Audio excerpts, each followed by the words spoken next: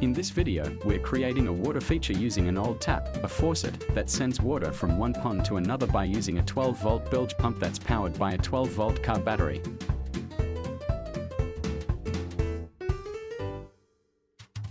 The car battery can be charged by a solar panel to maintain recharging whenever the sun is shining through.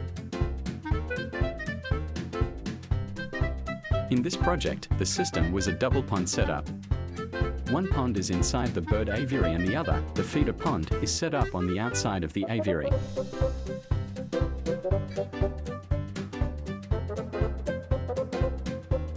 We are referring to the ponds as lily ponds as we grew water lilies in the ponds for the frogs to frolic in.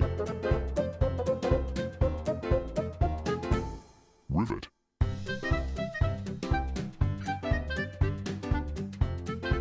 The inside aviary pond was set lower than the outside feeder pond.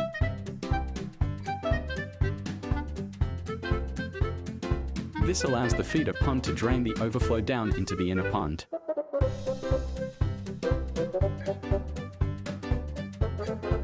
The feeder pond can always be replenished with rainwater.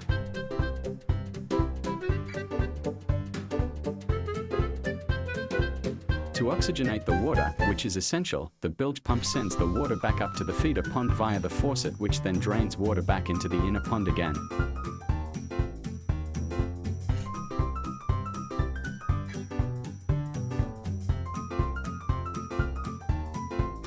For the inner pond to recycle water back to the outside feeder pond, a length of clear PVC tubing was used, connected to a bilge pump in the inner pond, to feed the faucet at the outer pond.